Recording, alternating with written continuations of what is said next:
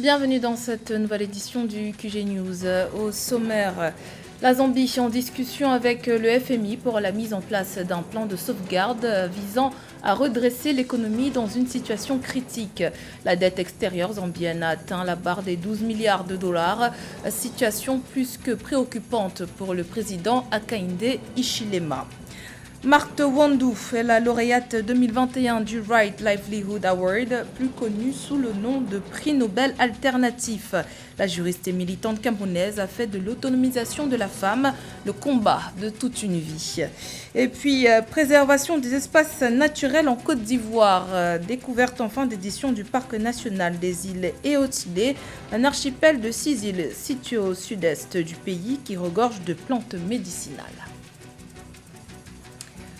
Mais tout d'abord, le 8 octobre prochain, Montpellier accueillera le 28e sommet Afrique-France sous un format inédit.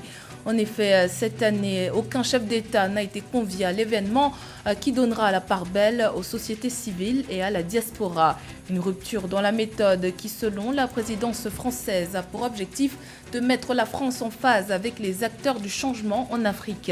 Le dialogue avec les acteurs de terrain, entrepreneurs, artistes, militants de la société civile a donc été privilégié pour cette édition 2021. De retour de l'Assemblée générale des Nations unies, le nouveau président zambien a annoncé avoir entamé des discussions avec le Fonds monétaire international sur un plan de sauvegarde pour soutenir l'économie de son pays. Hakainde Hichilema a pour défi majeur d'alléger la dette extérieure qui a atteint la barre des 12 milliards de dollars. Samantha Sabiro. Afin de résoudre la crise de la dette colossale de la Zambie, le président Hakainde Hichilema s'est entretenu avec des représentants du Fonds monétaire international FMI et de la Banque mondiale. C'est lors de son passage à Washington pour l'Assemblée générale des Nations unies que le chef de l'État zambien a discuté avec eux des réformes de sauvegarde pour redresser l'économie de son pays qui est dans une situation critique.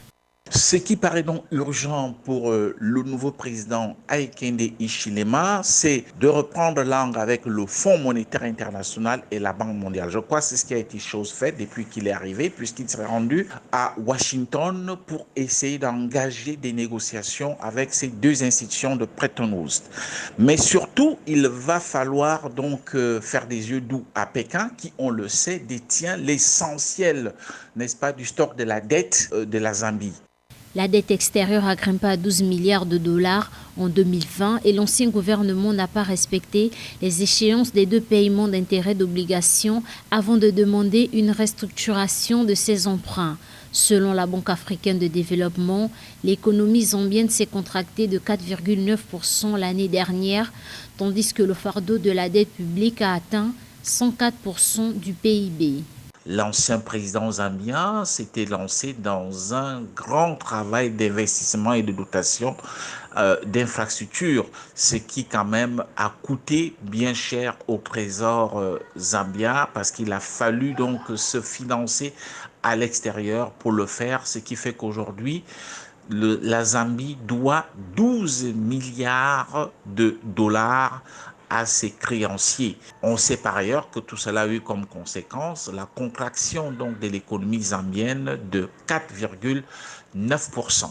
Et par ailleurs, ça il faut le noter, lorsque nous étions pendant la phase de la campagne présidentielle, l'ancien président s'est également donc lancé dans des promesses qui ont évidemment donc contribué davantage à l'explosion de la dette zambienne.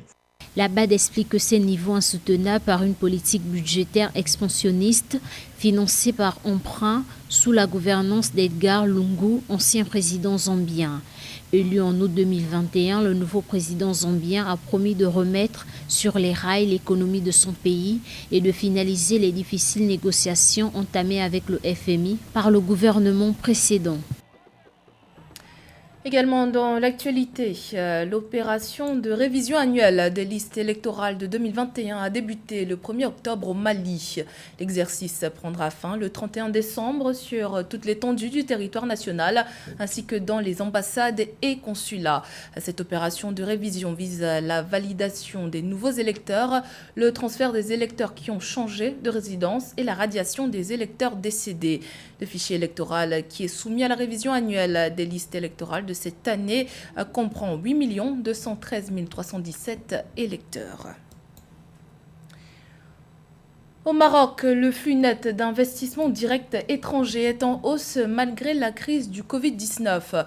Une note publiée par l'Office d'échange marocain révèle que le Royaume a attiré un flux net d'IDE à hauteur de 12,56 milliards de dirhams sur les 8 premiers mois de 2021, soit une progression de 16,9% par rapport à la même période en 2020.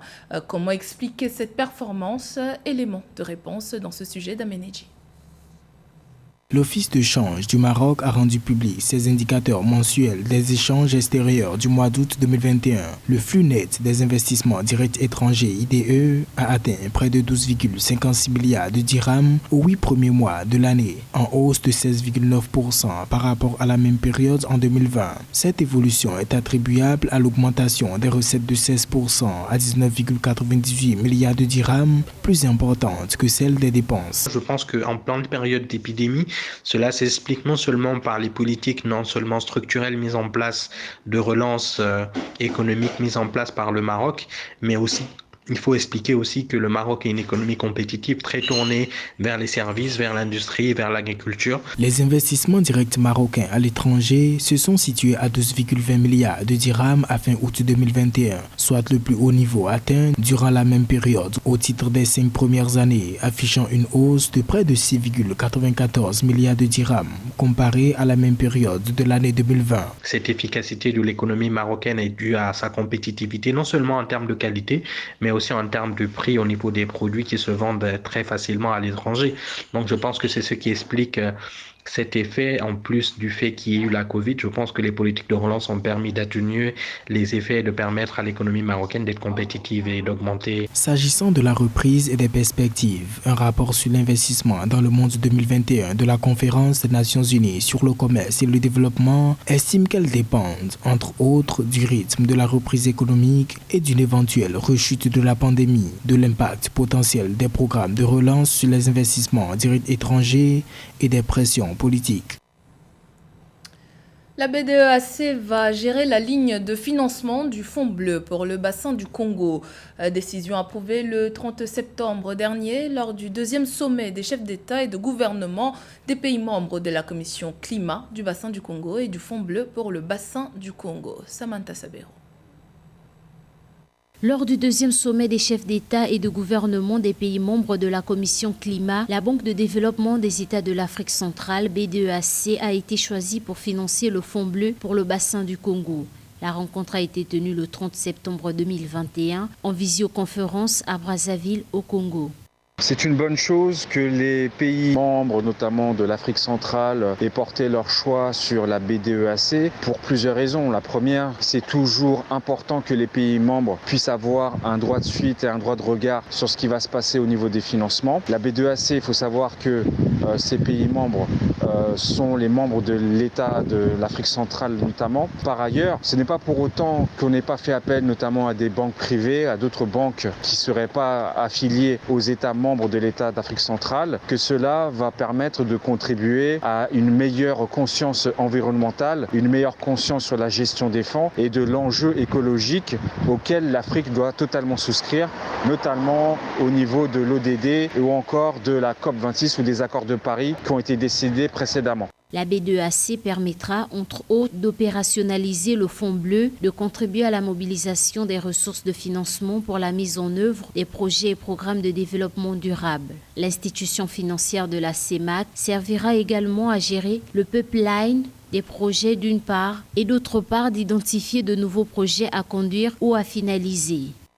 Ce qu'on peut dire, c'est qu'il faudra toujours non seulement un véritable partenariat dans la sous-région pour que les États abandonnent un peu de leur souveraineté et voient un intérêt beaucoup plus grand, un intérêt régional.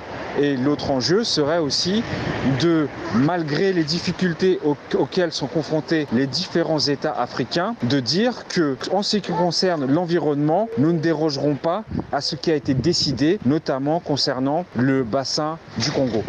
Pour rappel, le Fonds bleu est un fonds international de développement qui vise à permettre aux États membres de la sous-région du bassin du Congo de passer d'une économie liée à l'exploitation de forêts à une économie s'appuyant davantage sur des ressources issues de la gestion des eaux.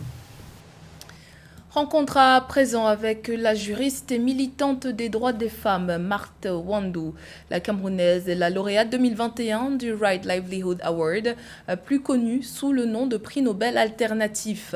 Une reconnaissance pour le combat qu'elle mène depuis des années dans l'extrême nord du pays, celui pour l'autonomisation des femmes.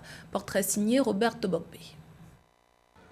Des projecteurs braqués sur un travail de longue haleine, abattu depuis plus de 30 ans au cœur de l'extrême nord au Cameroun, une région économiquement fragile et en proie à la guerre djihadiste. C'est la forme que revêt le Nobel alternatif 2021 que vient de remporter Marthe Wandou. Cette quinquagénaire est à la tête de l'organisation ALDEPA, Action locale pour un développement participatif et autogéré, qui porte ses initiatives de soutien aux enfants et aux femmes pour un meilleur respect des droits qui leur sont reconnus universellement. C'est la reconnaissance de cet engagement, de ce travail que nous faisons pour les enfants et les femmes, mais particulièrement pour les droits des filles. Ce que nous faisons, c'est d'abord la prévention des violences pour faciliter que chaque enfant, surtout les filles, puisse aussi avoir accès à l'éducation et puisse connaître une vie décente dans le respect de leur dignité. Plus de 50 000 filles ont bénéficié à ce jour du travail d'ALDEPA. L'organisation a contribué à l'éradication progressive de la pratique du mariage précoce. Elle a également fourni un soutien scolaire et un renforcement des capacités pour les enfants et les acteurs de la protection de l'enfance. Marthe Wandou, juriste de formation, tient aussi à cœur d'aider les familles à régler les cas de viol, d'enlèvement et de violences physiques. La sensibilisation, c'est à tous les niveaux, au niveau de l'école, pour permettre déjà que l'éducation soit favorable à la promotion et à l'attraction des filles, particulièrement sans abus sexuels. Nous travaillons aussi avec les leaders traditionnels et religieux, ceux-là qui sont au niveau de la communauté. Nous encourageons des personnes volontaires et bénévoles à mettre sur pied des structures communautaire de protection des enfants. Champ d'action de Marthe Wandou, l'extrême nord du Cameroun recèle de nombreux défis. En plus d'être exposée aux aléas climatiques, elle est la moins scolarisée. La lauréate du Right Livelihood veut prochainement mettre l'accent sur l'éducation à travers la création des bibliothèques pour les enfants dont les parents ont peu de moyens et ne peuvent leur offrir que des cahiers à la rentrée scolaire. Le parc national des îles Eotilé, en avez-vous déjà entendu parler? Eh bien, il s'agit d'un archipel de 6 îles situées au sud-est de la Côte d'Ivoire. Ce parc fait partie du patrimoine naturel et touristique du pays. Découverte dans ce reportage de notre correspondant Jean Méniot. Les îles Eotilé, une bande de terre située au sud-est de la Côte d'Ivoire. Réservées uniquement pour des besoins touristiques, ces îles ont la particularité d'être inhabitées. Et au total, elles sont au nombre de 6 réparties sur la lagune Abi. L'île sur laquelle nous nous trouvons s'appelle Asokomonoaba. Elle a une superficie de 327 hectares et demi. Sa particularité réside dans ses arbres. Ici, toutes les espèces de feuillage ont des vertus médicinales. 7 hectares et demi. Ici, nous avons la terre ferme. On a des plantes médicinales aussi qu'on va vous présenter. Parce que quand vous venez pour la visite du parc national des îles Eotilé, ce n'est pas sûr à 100% de voir les animaux parce qu'ils sont dans leur milieu naturel. Ce qui est plus sûr de voir, c'est l'air frais que vous allez respirer et quelques oiseaux par coup de chance. Mais ce qui est plus sûr encore, c'est les plantes médicinales parce qu'ils ne se déplacent pas du tout. Voilà. Le guide avait raison. Au fur et à mesure que nous nous avançons sur l'île, nous ne trouvons sur notre route aucun animal. Tout ce qui est visible et qui est bien installé, c'est la végétation aux vertus médicinales. Le guide nous montre une plante du nom de Desmodium ascendens. Des fois, les médicaments que vous utilisez même sont toxiques. Donc, après le traitement, il faut utiliser d'autres médicaments pour vous désintoxiquer. Donc, de façon bio, vous utilisez le Desmodium en tisane et ça va éliminer tout ce qui est toxine dans votre corps.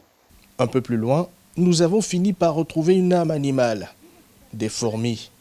Leur taille minuscule ne montre rien de particulier, mais ces insectes peuvent être tout aussi utiles lorsqu'on se retrouve perdu dans la forêt ou affaibli par la famine. Si par exemple vous n'avez plus de nourriture, que vous vous retrouvez un peu à l'écart de la présence humaine, vous enlevez quelques, vous pouvez les manger. En fait, c'est énergétique. Voilà, c'est pas du tout toxique. Vous pouvez les manger pour pouvoir survivre en forêt. La visite de l'île se termine par une démonstration d'une activité physique. La préservation de ces îles n'est pas toujours évidente. Les gardes forestiers doivent veiller à la protection de la faune et de la flore. À cela s'ajoute une lutte contre la pêche illicite orchestrée par quelques pêcheurs des villages environnants. C'était le journal de la rédaction. Merci pour votre fidélité. Dans un instant, une nouvelle édition de l'actualité sur Africa 24.